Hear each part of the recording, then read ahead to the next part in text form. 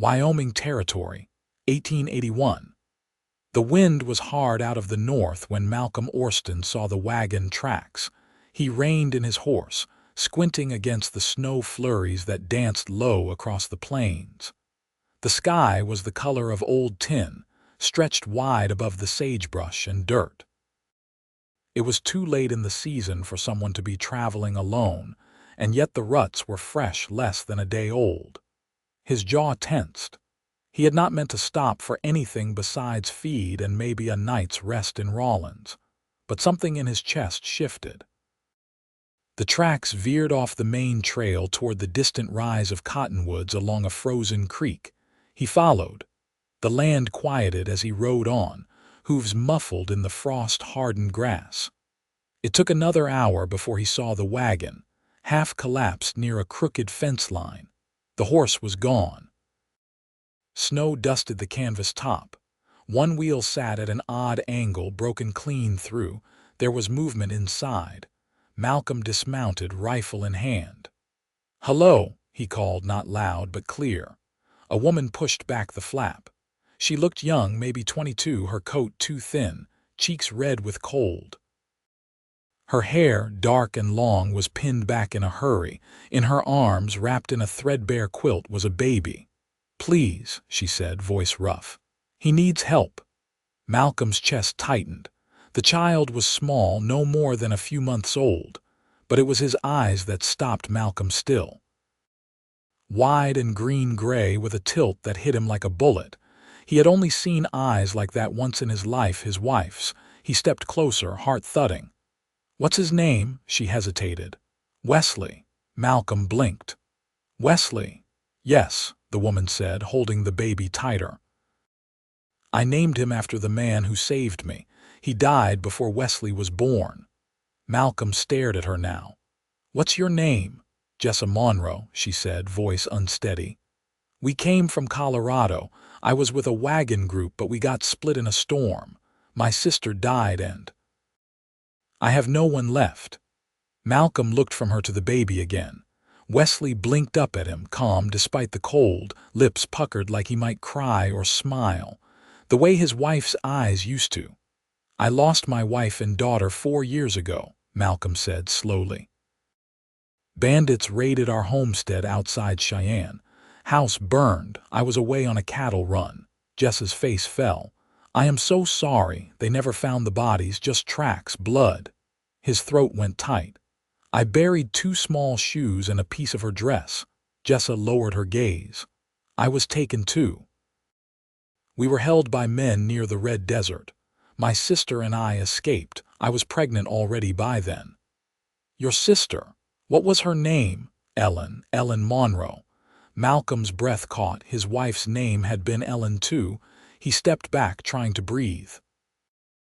"Ellen Orston." Jessa looked up, eyes wide. "She said her last name used to be Orston. She never told me why." Malcolm turned away, his knees weak. The weight of 4 years pressed hard on his shoulders. He had buried hope so deep, he never thought it would rise again. But now it stood in front of him, alive in a baby's eyes. "She was my wife," he said.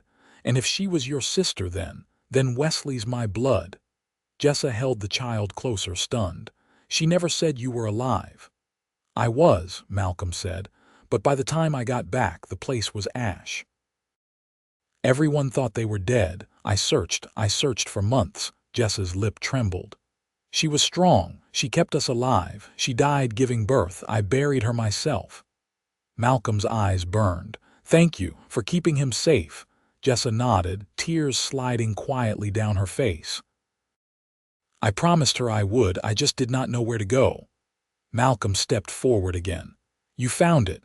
He reached out and Wesley's tiny fingers curled around one of his. The grip was strong. Malcolm swallowed hard. "Come on," he said. "There is an old cabin nearby, mine." "You two will freeze out here." Jessa hesitated.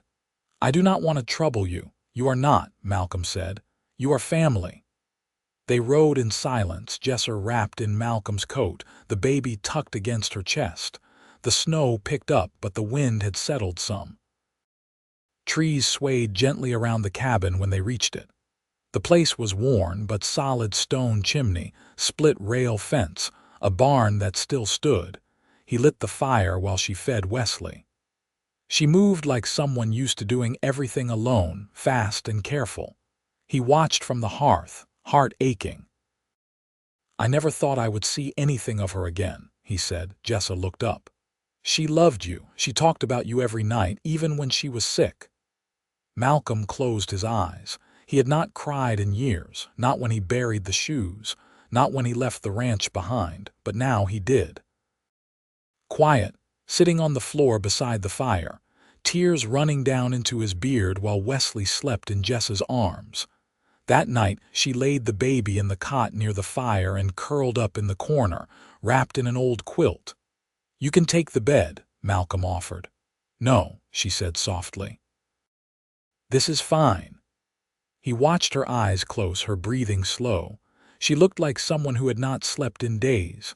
He stood in the dark, watching the snow fall outside, Wesley's soft breaths behind him. His heart beat with something he had not felt in a long time. Hope. And something he was not ready to name yet, but it stirred whenever he looked at her. Jessa. She was not Ellen, but she had come from the same blood, and there was fire in her, and strength. She had carried his son through hell and brought him home. He looked at her again, and the feeling grew. Something new, something real. The wind had quieted by dawn, replaced by the hush of settled snow. Malcolm stepped outside to split kindling, the axe biting through frozen pine with steady rhythm. His breath rose in pale clouds, and the cold pressed through his shirt sleeves. The morning held a stillness that felt unfamiliar, not empty, but waiting inside the cabin. Jessa stirred oatmeal over the stove, sleeves rolled, hair braided back with a strip of calico she must have found in the chest by the window. Her face was drawn but calm. "You've got a root cellar?" she asked without turning, "out back, covered with slabs." He set the axe against the porch rail. "Needs restocking come spring," she nodded, spoon tapping the pot. "I can do that." He watched her move, precise and quiet. She didn't fuss. She didn't fill silence with talk. She listened, looked people in the eye, and did what needed doing. That steadiness settled something in him. Jessa ladled the oatmeal into 2 tin bowls, set one on the table, and turned to check on the baby.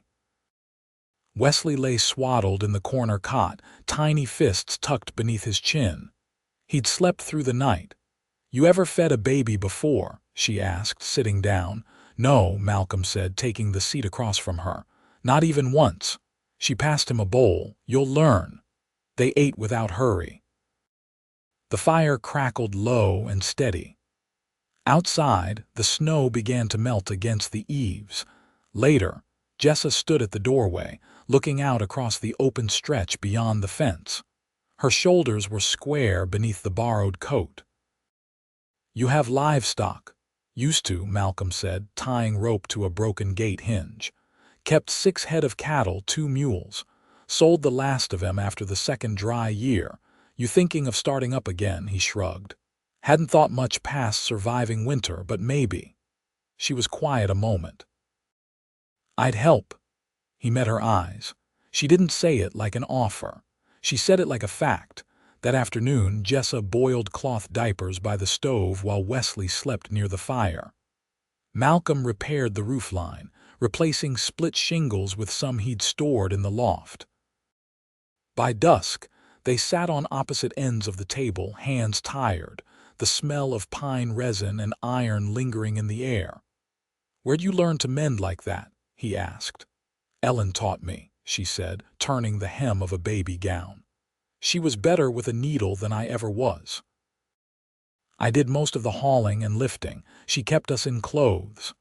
Malcolm watched the firelight flicker against the smooth curve of her cheek. "She was good at that." "She used to talk about a peach tree," Jessa said.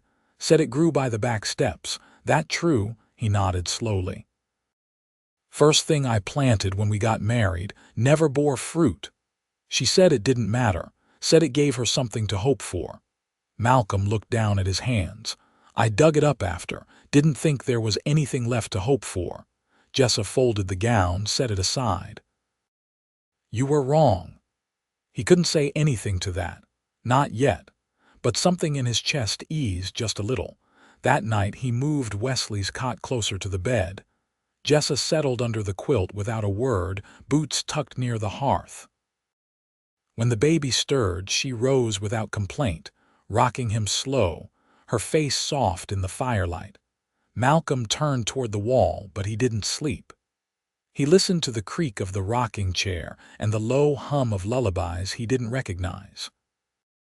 Songs from somewhere else, some mountain place he wouldn't know, and he let himself imagine for the first time in years that the house might hold laughter again, that the empty barn might one day carry the sound of hooves, that the land still had something to give. In the dark, Jessa laid the baby back in the cot and returned to the quilt.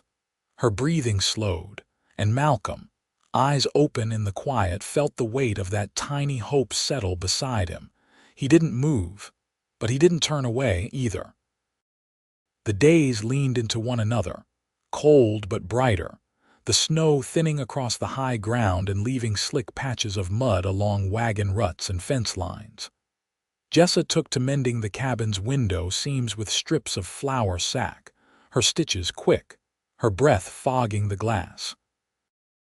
Malcolm hauled water from the creek each morning, the bucket handles biting into his palms, but he never asked her to help with it. Some things just weren't hers to carry. Wesley had taken to watching the rafters when the wind howled. He didn't cry much, just blinked slow, as if listening to something only he could hear. Jessa said he'd always been that way, quiet but watchful. Malcolm didn't say so, but he found something steadying in it. One afternoon, while the sun sat low and wide across the western ridge, Malcolm motioned to the barn. There's still a plow blade in there, rusted but sound, thinking of hitching it come thaw. Jessa looked up from the basin, sleeves damp. You planning to plant something? Barley maybe. Potatoes if there's time. He nodded toward the hill. Soil's shallow, but it'll take if it's turned right. She dried her hands on her skirt. I've planted before, not much but enough to know the feel of good earth. I can help dig rows. Malcolm hesitated, then stepped closer. You don't have to take on more than what's already on you. I don't mind, she said. It's different when you're working towards something you might get to keep. The words settled on the air between them, not heavy, just honest.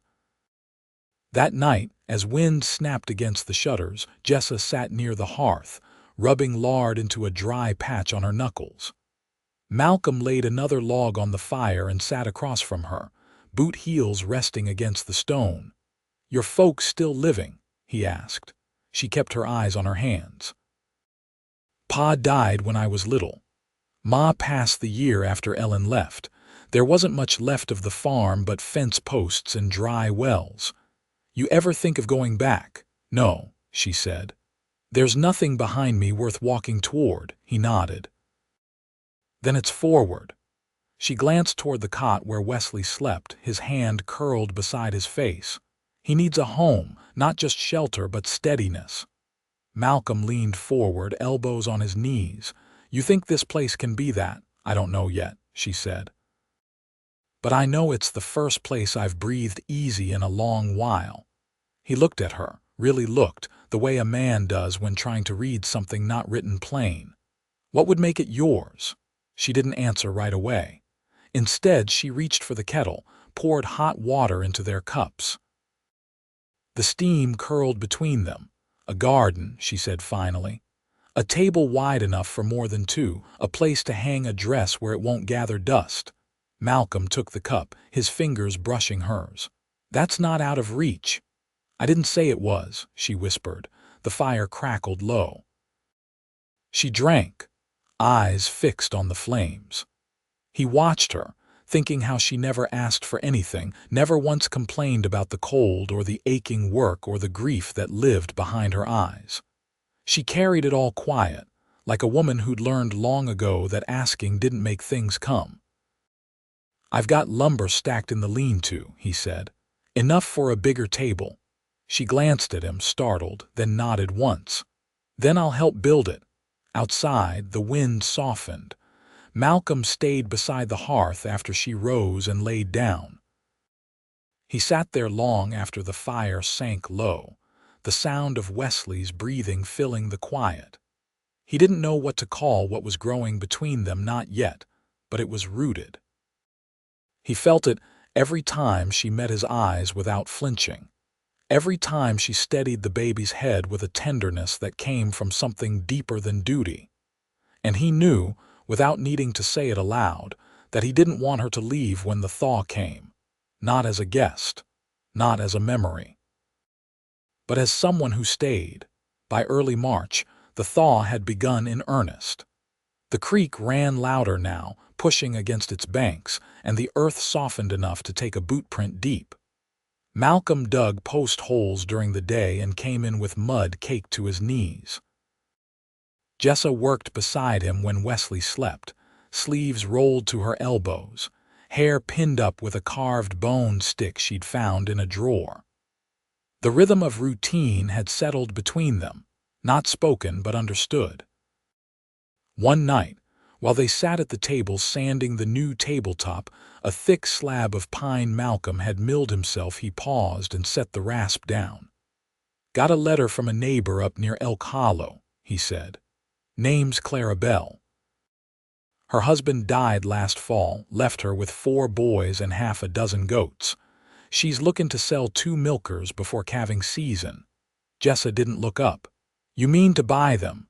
"I mean to go see 'em. If they're healthy, I'll trade for lumber or labor." He studied her hands, calloused now, the skin along her knuckles healed but tougher. "You'd be the one doing most of the milking, I figure.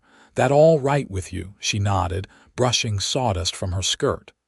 "I was raised on goat's milk. My ma swore it cured everything from colic to heartbreak." Malcolm smiled faintly. "I'd settle for it filling a tin pail regular." He didn't ask her to come with him. The trip would take 2 days each way, and the baby was too young to travel. But when he saddled the mule at dawn 2 mornings later, she handed him a bundle of cornbread wrapped in a flour sack and an extra pair of socks she'd mended without telling him. He didn't say thank you. Instead, he touched her elbow as he passed, brief and careful. She didn't pull away. The trail to Elk Hollow was clearer than he expected, the snow retreating into patches beneath the junipers. Clara Bell greeted him with a shotgun tucked under one arm and a baby on her hip. The goats were strong and well fed. By the second evening, he had them tied at the back of the wagon, and a bolt of homespun cloth added to the trade. He rode harder on the way back, the weight of absence unsettling him more than he'd anticipated. When he crested the ridge above the cabin, just after sunset, firelight flickered through the front window. Smoke rose steady from the chimney. Inside, Jessa was bent over the spinning wheel she'd dragged out from the barn. She looked up when he stepped in, and something eased in her shoulders when she saw him. "Both goats made it?" she asked. "They're tied to the post out back. One of them's ornery." She wiped her hands on her apron. "I'll manage." Malcolm stepped closer, eyes scanning the room. "You been all right?" "I was," she said, voice low. "But I'm better now." He didn't answer. Just stood there, watching her in the firelight, the baby asleep in the cradle she'd built from an old apple crate. The air smelled faintly of lavender she'd steeped into the wash water. That night, once the baby was settled and the goats fed, Jessa lingered by the window while Malcolm wiped down the table. The silence between them wasn't empty. It carried weight, like a field waiting to be planted. "I've been thinking," she said, still looking out. He set the cloth down. "About what? If this is ever going to be more than weeks strung together, we should decide what it is we're building." Malcolm moved to stand beside her, arms crossed. Outside, the moon cast long shadows against the barn. "I've wondered the same," he said. "But I didn't want to press you." "You haven't, But I'm not a guest anymore, Malcolm, and you're not someone I plan to leave behind." He turned to her, his voice steady. "You want to stay? I want to belong with you, with him." She nodded toward Wesley's cradle. "But I need to know it's not pity or obligation. I've lived under both." He stepped closer, enough that he could see the faint scar beneath her chin, the one she'd gotten before they met, likely from something she never spoke of. His hand found hers. "I lost everything once. For years, I didn't believe anything good could grow back. But this place," he looked around the room, then back to her, "feels like it's waking up, and so am I." Her fingers tightened around his. "Then let's not waste that." He kissed her, quiet and certain, and she leaned into it like someone who hadn't been held without fear in a long time. When they pulled back, she didn't speak. She just rested her head against his chest, and he wrapped both arms around her, holding her steady. No rush. No promises spoken aloud. But something had shifted, not hope this time. Commitment. The last freeze came and went with little fanfare. Earthworms surfaced in the garden trench where Jessa turned the soil with a heavy-handled hoe, and the goats had settled into a rhythm, one stubborn, one docile. Malcolm built a small pen beside the barn, and she lined it with dried grass and cedar chips. Wesley had begun reaching toward sunlight when it streamed through the east window, his fingers grasping at the warm patches on the floor. Jessa leaned over the cradle one afternoon, brushing a thumb down his soft cheek. "He's watching everything," she said. Malcolm glanced up from where he was sharpening the blade on a draw knife. "He gets that from you." "No," she said, shaking her head. "I used to look away from things." "He doesn't." The quiet settled between them again, but it was comfortable now, the kind of silence that didn't ask to be filled. After supper that evening, Jessa stepped outside with a pail and a small cloth bundle. When she didn't come back after some time, Malcolm followed her footprints down the slope behind the barn. He found her kneeling beside a small patch of ground beneath a cedar, a wooden marker newly driven into the earth. He stood behind her. "You knew where she'd want to be." "She carried him all the way here," Jessa said, her voice low. "It didn't feel right not to give her a place near him." She unwrapped the bundle, a hand-stitched scrap of muslin with dried violets sewn into the hem. She pressed it into the soil. "She didn't like flowers much," she added, "but she always said violets were worth bending for." Malcolm said nothing, only squatted beside her and placed a flat stone at the base of the marker. He stayed there with her until the light faded between the hills. They walked back without speaking, but her hand brushed his once, and he caught it gently, folding her fingers into his. By late April, the barley had sprouted in neat rows, and Jessa had built a sling from old curtain fabric to carry Wesley while she worked. He seemed to like the motion, falling asleep easily while she weeded or fetched water. One morning, Malcolm returned from checking the far line of fence with a quiet grin pulling at his mouth. "There's a wagon coming," he said, stepping into the cabin. "Single man. Older. Riding slow." Jessa wiped her hands on her apron. "You expecting anyone?" "No," he said, "but he's got Clara Bell's handwriting on the parcel he's carrying." The man arrived just after midday, a wiry fellow with a faded hat and a worn badge tucked into his satchel. He introduced himself as Deputy Reese Harlan, older than Malcolm by a decade, with a voice like gravel and a limp that made every step look deliberate. "I came across a man in Fort Steele a few weeks back," he said, setting the parcel on the table. "Sick from drink, started mumbling names. Said he'd once run with a gang near the Red Desert. Mentioned a woman with a baby who got away." Jessa's shoulders straightened. "Said her sister had died giving birth," the deputy continued. "Didn't give much more than that, but I thought someone might want to know. The man's dead now." But his words matched a story Clara told me once, about a woman who'd survived worse than most. Malcolm looked to Jessa, waiting. "Thank you," she said, "but I already know all I need to."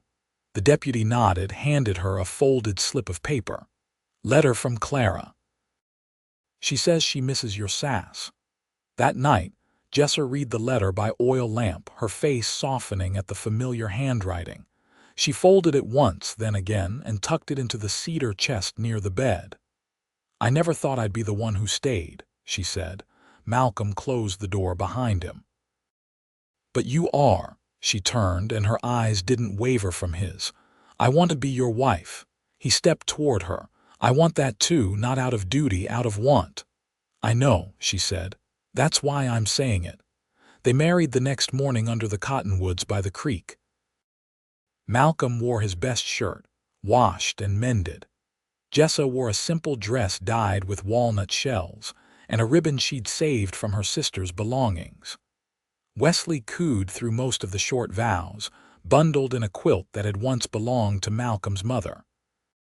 There were no guests but the goats, a lean dog that had taken to sleeping near the barn, and the wind threading through new leaves. They spoke their promises with hands clasped and eyes steady, and when they kissed, it was with all the quiet certainty of people who'd known loss and chosen love anyway. The table in the cabin grew crowded with jars as spring turned to summer pickled beans, wild currant jam, goat cheese wrapped in muslin. Jessa hung herbs in the rafters to dry. Malcolm fixed a swing to the porch for Wesley, who had begun laughing at rustling leaves and his own toes. One evening, Malcolm carved a name into a plank above the doorframe. Orston and Jessa stood beside him with Wesley on her hip. "He'll grow up knowing this name," she said. "He'll grow up knowing he's wanted," Malcolm replied. And he did. As the seasons turned and the barley was harvested, as the first frost came and went again, the house stood warm and full. The cradle was replaced by a small bed. The goats multiplied. The wind still whispered through the cottonwoods, but it no longer sounded like mourning. It sounded like home.